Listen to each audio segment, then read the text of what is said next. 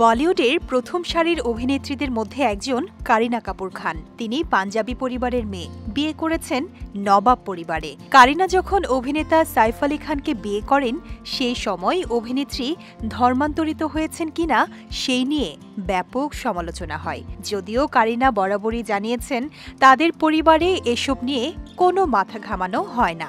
তবে এবার পতৌদি পরিবারের অন্দরের কথা প্রকাশ্যে আনলেন কারিনা সাইফ পুত্র তৈমুরের ন্যানি ললিতা ডি সিলভা। সম্প্রতি ভারতীয় গণমাধ্যম পিঙ্ক ভিলাকে দেয়া এক সাক্ষাৎকারে ললিতা ভূয়সী প্রশংসা করলেন কারিনার। মা হিসেবে কারিনা কতটা নিয়মানুবর্তী সেটি জানান ললিতা। কারিনার দুই ছেলে তৈমুর ও জেকে গভীর মূল্যবোধের মধ্য দিয়ে বড় করে তুলছেন তিনি। ললিতা বলেন, কারিনা একজন অসাধারণ মা। তিনি খুবই নিয়মানুবর্তিতার মধ্য দিয়ে চলেন। সাইফ আলী খানও সন্তানদের অনেকটা সময় দেন। খুব সুন্দরভাবেই দুই সন্তানকে মানুষ করছেন তারা।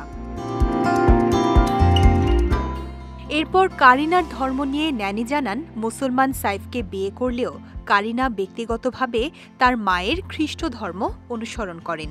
সেভাবেই চলাফেরা করেন তিনি।